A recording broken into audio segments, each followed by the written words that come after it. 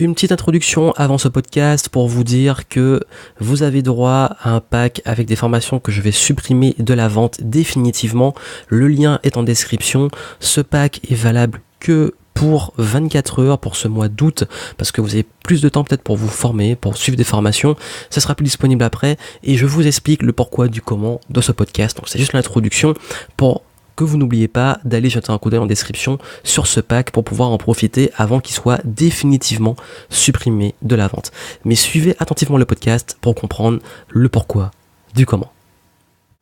Bienvenue ici Johan Yangting dans ce podcast et j'ai envie de partager avec vous l'une des plus grandes leçons que j'ai apprises en 2017. Je dirais même que c'est la leçon la plus importante que j'ai eue cette année, que j'ai appliquée et qui a fait une énorme différence dans mon activité. Et j'ai vraiment envie de la partager avec vous parce que c'est ce qui fait pour moi la différence si on veut performer, que vous vouliez créer un business, devenir indépendant, créer un changement de vie, pouvoir décoller, que vous vous sentez peut-être prisonnier dans une situation qui vous plaît pas, un métier qui vous plaît pas, que vous avez une vie dans laquelle vous n'êtes pas pleinement épanoui. Écoutez attentivement parce que pour moi c'est ça qui permet de créer un gros déclic pour changer. Vous savez, ce début d'année 2007, et si vous m'avez suivi au début de l'année, d'ailleurs vous pouvez même revoir mes contenus au début de l'année, j'en parlais beaucoup, j'avais décidé vraiment que cette année serait l'année, et j'ai utilisé le terme, l'année de l'envol. Et pourtant à ce moment-là, j'avais même pas encore décidé du nom de mon nouveau programme Envol que j'ai sorti juste au début de l'été, qui a été un carton plein, et dont j'ai reçu énormément de bons retours. D'ailleurs, si ça vous intéresse d'en savoir plus, vous avez le lien en description. D'ailleurs, ce programme est justement l'application directe de conseils que je vais vous donner aujourd'hui, qui fait que, justement, pour prendre son envol, que ça soit un avion, un oiseau et tout, il faut s'alléger. Il faut être plus léger. Plus vous êtes lourd, plus vous aurez du mal et plus vous aurez besoin d'énergie pour vous envoler et plus d'énergie pour prendre de la vitesse ou d'énergie pour battre des ailes pour vous envoler. Et vous savez, ça fait très longtemps que j'ai une activité qui tourne, mais que j'étais dans une impasse où je trouvais que même si ça tournait bien, j'avais envie de passer au niveau supérieur. J'avais eu un gros dilemme où je me demandais, bon, est-ce que je reste petit et puis je continue ce que je fais, mais vous me connaissez, moi j'aime bien les challenges, et je me suis dit non, cette année je prends mon envol et je décolle. Et ce qui s'est passé, et ça a été assez révélateur, c'est que je me suis dit, bon, là en fait, qu'est-ce que je propose et qu'est-ce qu'il faudrait que je propose pour passer au niveau supérieur.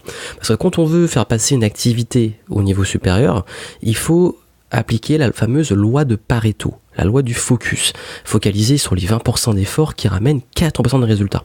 Parce qu'on ne peut pas tout faire. Il y a plein de choses qu'on fait dans une activité, quand on est entrepreneur, quand on a un business, qui finalement ne servent à rien. Et quand je dis qu'ils ne servent à rien, c'est que c'est des choses qu'on fait, on est très occupé, mais qui ne rapportent pas grand-chose comparé à d'autres choses qu'on fait qui nous rapportent beaucoup.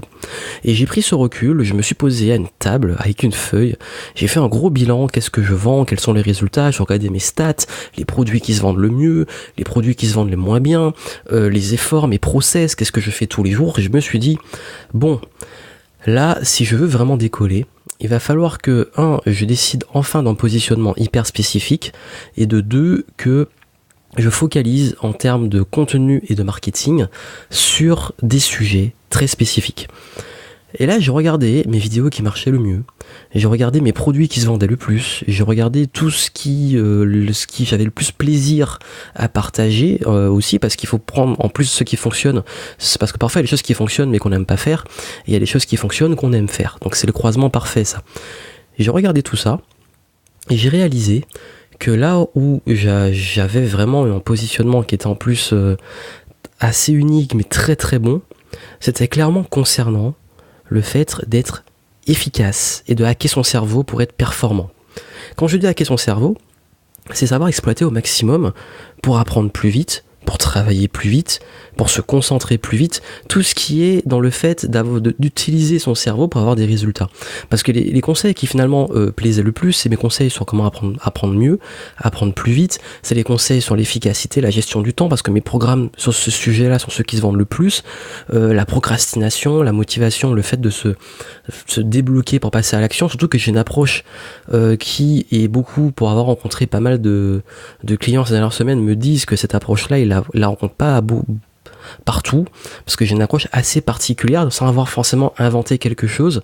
C'est vrai que j'ai pas un truc forcément coup de pied aux fesses ou culpabilisation, j'essaie d'avoir une approche beaucoup plus profonde sur la procrastination, la motivation, le fait d'apprendre, donner du sens, etc.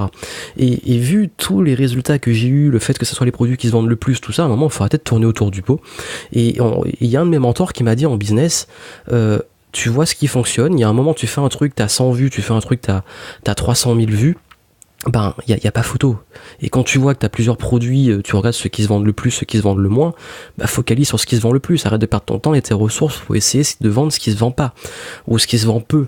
Et c'est là où je me suis dit, oui, c'est vrai. Et j'ai beaucoup travaillé sur plein de domaines, vous le savez, la confiance en soi, l'influence, tous ces sujets. Le gros souci que j'ai eu, c'est que tous ces sujets, même si ça marchait bien, ben, je m'épanouissais pas à fond dedans.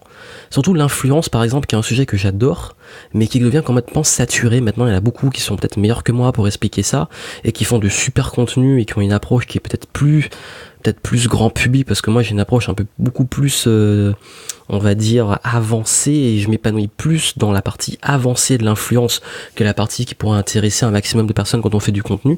Et cette partie avancée de l'influence, je m'éclate quand je fais du consulting, mais pas voilà, sur le consulting c'est des plus gros contrats, mais sur des clients plus rares, mais c'est pas dans ce que je fais tous les jours. Et je me suis dit oui, l'influence je peux l'apporter avec des clients en consulting de temps en temps, mais c'est pas ce que je peux faire régulièrement, donc c'est pas dans la loi de Pareto, c'est pas le truc que je fais souvent. Donc je me suis dit bon, là, il faudrait tourner autour du pot, mais comment je pourrais me focaliser sur les hacks du cerveau? Donc je me suis dit que là où peut-être au niveau du positionnement je suis bon depuis plusieurs années, c'est apprendre plus vite, être efficace, parce que c'est le produit qui se vend le plus, et aussi la partie créativité. Et créativité aussi appliquée au marketing, créer du contenu. Parce que je suis l'un peut-être de ceux dans le domaine qui publient, peut-être qu'il y a un rythme de publication qui est l'un des plus élevés. Si on prend la majorité, ceux qui font du contenu tous les jours, on n'est pas si nombreux que ça en fait si on regarde sur la grande majorité des personnes, surtout en variant les formats du podcast, de la vidéo, de l'écrit. Ça fait des années que je le fais, c'est pas nouveau que je fasse ça tous les jours. Depuis tout début, j'ai toujours fait tous les jours.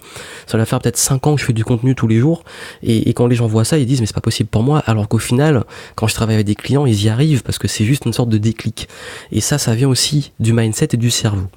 Donc je me suis dit, bon, je vais aller vers ma force, vers ce qui me passionne, et je vais virer. Et c'est ce que j'ai fait. J'ai viré la grande majorité de mes programmes en ligne. C'est-à-dire que j'ai fait une annonce, et j'ai dit, je vire tout ça. Mais tout ça, comme je le vire, ben, vous avez un pack. Vous avez un pack, vous pouvez télécharger, mais après, bon, je les laisse bien entendu sur le serveur pour ceux qui le téléchargent ou qui ont un souci pour le télécharger, mais je les mets plus disponibles à la vente. Et j'ai supprimé tout ça. Donc le pack a fait un carton, puisque forcément quand on vire les trucs, c'est la dernière chance, c'est en grosse déstock, avec une grosse réduction. Et depuis que j'ai supprimé ça, il y a un truc de fou qui s'est passé, c'est que ma proposition est devenue plus claire, alors qu'il me reste quand même beaucoup de programmes, mais même moi aussi étant plus clair, j'avais mon contenu vers le peu de programmes qui me reste, même s'il reste un petit peu nombreux, mais je suis maintenant plus serein et plus zen dans mon positionnement. Et c'est ce qui fait que maintenant je sais que je suis orienté vers comment hacker son cerveau et vers la performance, que ça soit au niveau business ou au personnel. Parce qu'en fait j'ai eu aussi une autre problématique, c'est que il y a un moment où je me suis dit est-ce que je choisis entre le dev perso et le business, mais le problème c'est que ma force c'est justement de jongler entre les deux. Parce que là où ce que mes clients en business aiment, c'est que je leur apporte une approche dev perso pour se motiver, pour s'organiser, etc. Et ce que mes clients dev perso aiment, c'est que je leur donne une approche aussi pour pouvoir créer leur business, et surtout un truc orienté sur leurs valeurs, leur épanouissement, etc. Donc tout ça fait que j'ai quand même plus, même si c'est pas encore tout à fait, c'est toujours très difficile le positionnement, mais j'ai quand même réussi ça. Et le truc magique qui s'est passé, c'est que juste après que j'ai fait ça, mon business a commencé à avoir une croissance constante tous les mois qui ont suivi, et j'ai eu des résultats que j'avais jamais eu avant.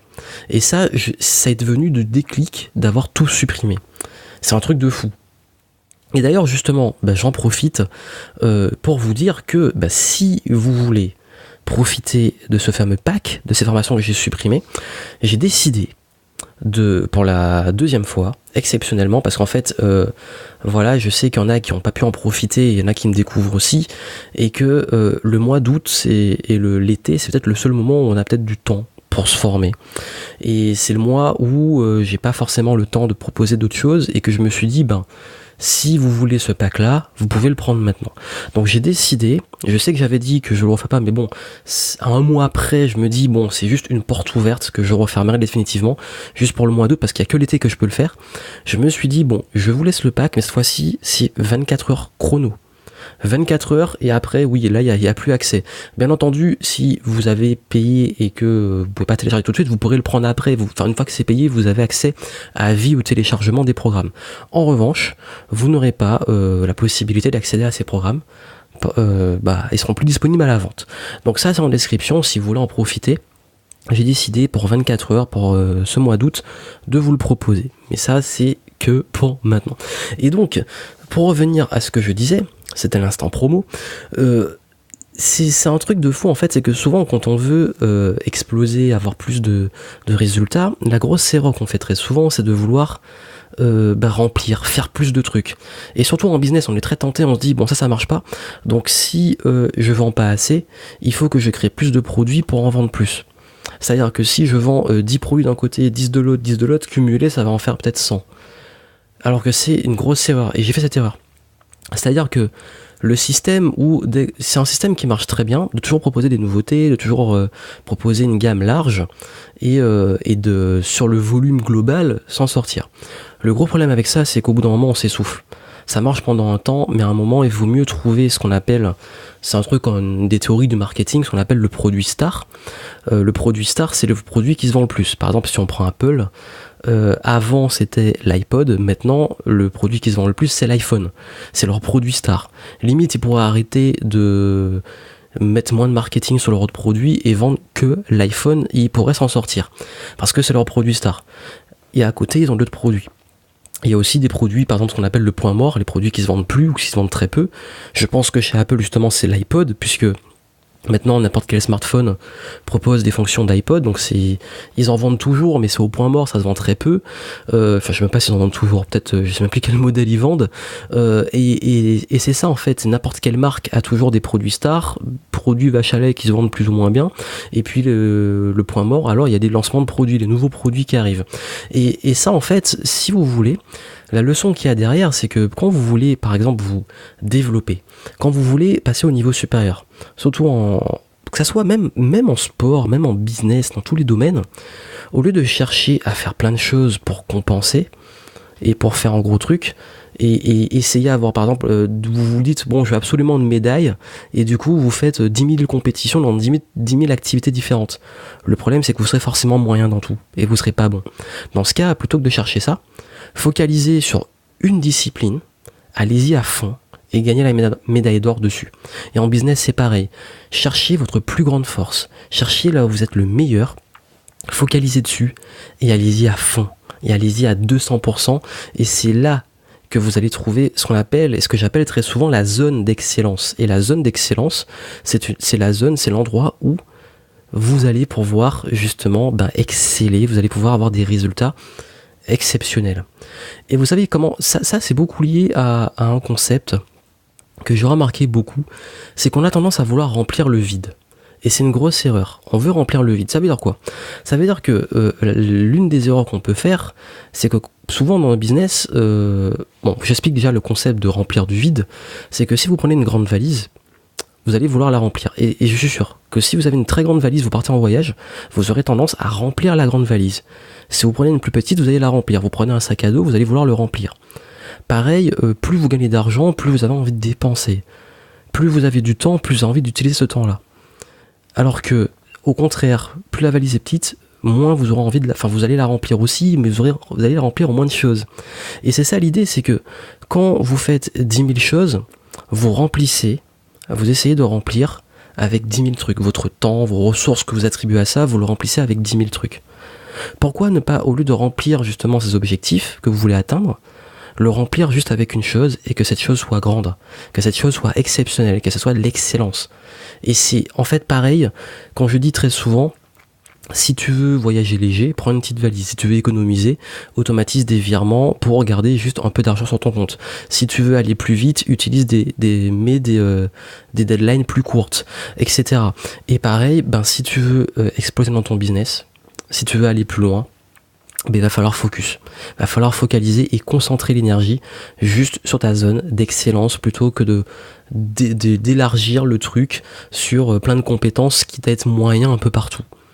Et ça, c'est l'art du focus. C'est l'art du focus sur ce qui fonctionne. Comme tu veux voyager léger, tu focuses sur les objets dont tu as le plus besoin.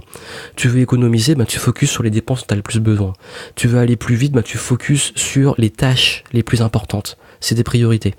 Et pareil, dans ton business, c'est appliquer la loi de Pareto, ce qui marche le mieux. Donc faire en fait, dans son activité dans laquelle on veut vraiment performer, faire un bilan, déterminer ses forces, déterminer tout ce qui marche le mieux pour nous, qu'on kiffe le plus, et voir comment on peut amplifier ça, focus dessus, l'amplifier, le gonfler, pour que ça nous ramène des résultats. Et c'est comme ça en fait qu'au final on remplit justement sa valise de succès, s'il fallait mettre une métaphore. Et ça en fait je me suis rendu compte à quel point j'avais justement une énorme valise qui était tous mes projets, qui était devenue un fourre-tout, et que j'ai dit réduire cette valise, et que ça m'a beaucoup allégé, et que j'ai pu devenir plus efficace, et que ça justement m'a permis d'aller plus loin, m'a permis de cartonner, d'aller beaucoup plus en étant beaucoup plus focus, et même dans mon discours, dans ce que je propose, même si je suis un peu touche à tout, c'est le syndrome multipotentiel, j'y arrive quand même. Et d'ailleurs je reviens dans d'autres podcasts, comment gérer le syndrome multipotentiel, comment gérer plusieurs projets, etc. D'ailleurs comment gérer plusieurs projets en même temps, c'est le sujet de nouveau programme que j'ai lancé, qui s'appelle Focus et Créativité Max. Et j'explique justement comment gérer plusieurs projets. Il y a une partie sur le multi-projet, et le concept clé que j'ai dedans, c'est justement l'art du focus. Et c'est ça que je voulais partager avec vous, c'est que arrêtez de chercher à faire plein de choses, à remplir, cherchez plutôt le focus et à vous alléger et à aller vers votre zone d'excellence. Et d'ailleurs, dans le pack que je propose, dans l'ancienne formation qui seront plus disponibles à la vente, je vous aide dans ça. Je vous aide. Il y en a une sur justement sur l'efficacité, il y en a une sur la confiance, sur la pensée positive, sur focus, tout ce qui fait la différence pour avoir des résultats. Il y a même une partie sur le business, sur comment trouver son positionnement. Donc je vous laisse aller voir, le pack est en description, vous allez voir, et puis vous aurez toutes les ressources qu'il vous faut pour aller plus loin. Et vraiment ce concept, cette notion, je voulais la partager avec vous tellement ça fait une différence. Je voulais revenir dessus. J'en ai déjà un petit peu parlé, mais là je réalise à l'heure actuelle à quel point ça fait une différence en termes de performance, de décollage, d'envol, et c'est ça qui m'a permis vraiment de pouvoir avoir les résultats que j'ai maintenant, et que j'applique de plus en plus. Donc l'art du focus, l'art d'aller vers ce qui fonctionne le mieux en termes de force, d'épanouissement et de résultats.